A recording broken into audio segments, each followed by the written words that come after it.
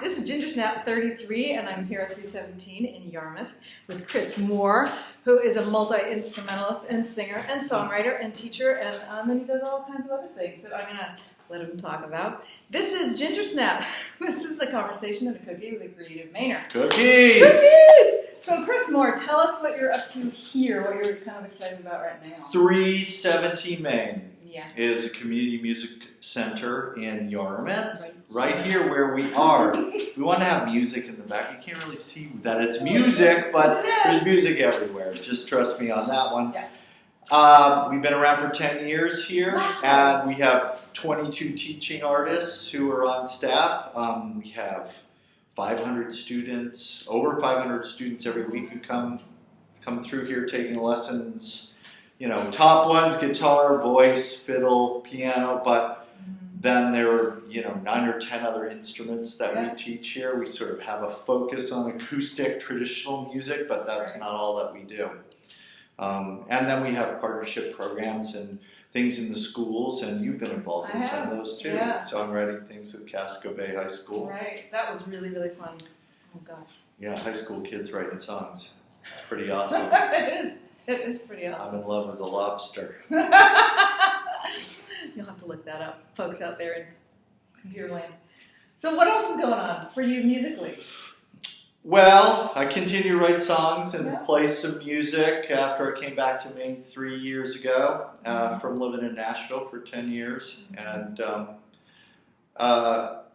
I'm really into English country dance music and English country dancing right now, which people who don't know about it would probably be, if you think of Jane Austen era, you've seen read books, seen movies, familiar with this, right? So that's sort of community ball stuff. So so we started in a partnership with the Yarmouth Historical Society. Thought that was a good match, and they had a room that was bigger than a room that we had here, so it was good size. And we attracted 30 dancers, and we got Rob Spivey, our friend who lives up in the Brunswick area, who knows how to call all the English country dances and had a scene going in the 80s. And we want to revive a scene again. And the music repertoire, I got turned onto that in Nashville. It's really cool stuff. It's sort of a hybrid between country fiddle music and sort of early classical music. So it's and the tunes, a lot of the tunes are pretty simple, but you can do a lot with them. And so if you played classical music growing up, or if you're getting into the fiddle, you could do. It's accessible to both those folks. So I sort of coach an English country dance music ensemble here, and then on Wednesday nights we do the dancing over at the History Center, and people are having a total blast. Oh man, that sounds. It's good, clean fun. It's good, clean fun. It really is. It's like fun. Yeah. Exactly. Right. So it's a little more formal. Some of the figures, but no less fun and.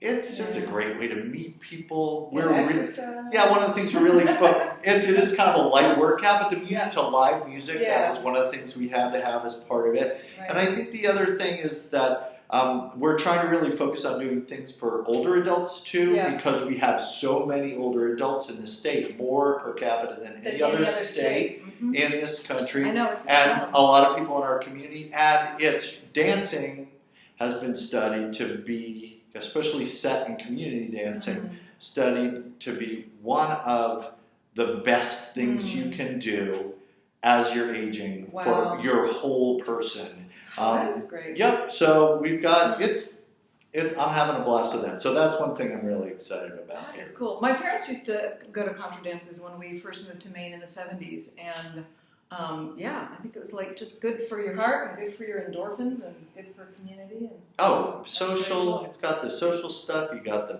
brain power. You see smoke coming out of their ears while they're trying to think of stuff, and then you meet new. Well, it's a beautiful thing because it's like getting the body and the brain together, all sort of on the back of this beautiful music. It's a pretty cool thing, but people are meeting friends. I keep saying.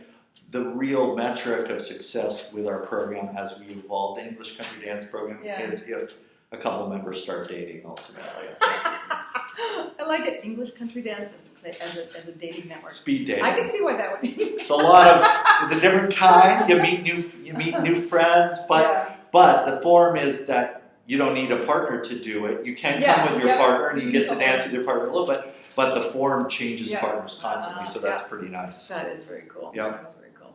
So how can people, so 317main .org is the what we are. website. Yeah, right? that sort of lays the whole thing out. We're in this beautiful 19th century captain's house or in Yarmouth. And we just recently bought the building as an organization. So that's something that's wonderful. So we're thinking about all the things that we can do as we look to the future. One of the things we don't have here is sort of a good sized performance space on site. And during peak hours, which is after school and after work, sometimes we get maxed out. Plus, we'd like to really continue to get, as we reach out into dance and other art forms and make connections with other organizations and people and groups in the community, we'd like this to really become a community center around the arts and learning and all kinds of creative expression and connections. That's so great. Well, congratulations on 10 years. So you mentioned when you first came to Maine, so we know that. So, Chris, do you know your first word? But I did grow up here, though. Oh, you did grow up here. Yeah, so that isn't when I first came to Maine. So when did you first Let's cover that, shall we? Let's go back. When did you first come to Maine? So, 1968. Okay, this will also tell you how old I am. So I was like, what, then 6, I guess. And I lived all the way through high school here, and then went off to college. Did like about just short of a decade in New York City. Came back to Maine for the 90s and played music and did that stuff. Went to Nashville in Maine for the 90s. Right. It was a good scene, right? I was all country was going on. We were playing progressive bluegrass and stuff like that. Yeah. And then I went to Nashville for another decade, and now that I've been back for 3 years. So there's been these sort of decade chunks. Right. And, Maine's definitely my homestay. Yeah. I started to, I longed for mud season. Well, good, because here it is. Okay, Chris, do you know your first word? Yes, it was cow, but it really didn't have the C at the beginning. So it was an ow. It's ow, not cow. My first word technically then was probably ow. But ow.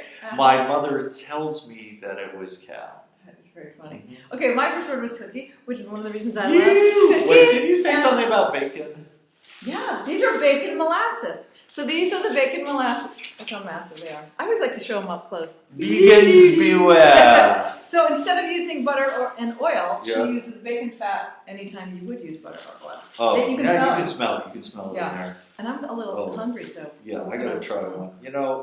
It's the perfect amount of chili and veggie. You don't want it to snap. You do not want it to snap. You need to try. You know what I mean? You don't want it to break. I know, but I'm just kind of reconciling the Gingersnap name with no snapping. Oh, Gingersnap was just my favorite, cookie overall. That's all. Okay. I love those too. Oh my gosh, really? Okay, I guess this interview is over. I'm going to be eating now. Okay, did you have... Dude, you can taste the bacon. I know, I know. Wow. Did you have a favorite car growing up or in your adolescenthood? Well, this is one of you would love to get back. Yeah, I'll tell you. My parents had the classic VW bus with the split window on the front, and it was the green two-tone green with the white on the top. And this was back, like Garrison Keillor said, when the car seats consisted of doing this. And I know. we took an entire trip where my sister was in an actual playpen in the back of our international travel, just banging around side to side. Well, I had one sister growing up, and so we each got one of those whole bench seats in the back on long trips. Oh, wow, you had your whole... Because, they're death traps. And it's your territory. It's okay. That was it. We just know, this is my side of it. This is my bench seat, which is beautiful. So there's that. I love that. That sort of... I would love to have that again. they sold it to my uncle and it rusted in half within like a month, I think. It just like in the middle. Oh, It was kind of imploded. yeah, but. Oh, that is good stuff. Okay, so do you have a book that you have recommended a lot in the last several years? Okay, so there's a couple on there. I guess this makes me a little bit of a nerd, but okay, so. Yeah.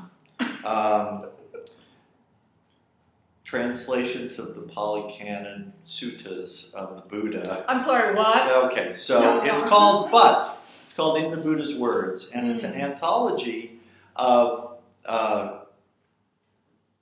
suttas or sutras in Sanskrit of the teachings of the Buddha, and they're just so applicable to everyday life, I find, which is great. And they're translated into English by this American monk named Bhikkhu Bodhi, and he's really considered.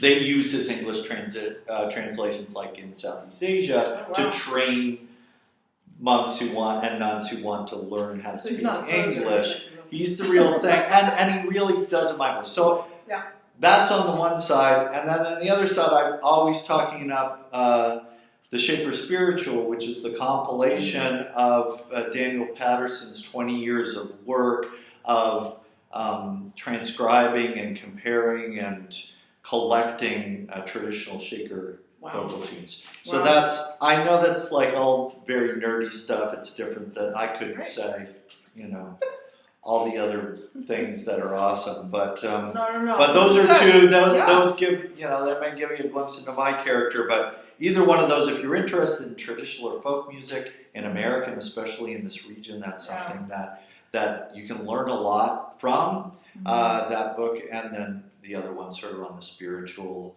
That's great. I would say you're a well-rounded Renaissance man. I'm definitely going to be more well-rounded after the bacon cookie.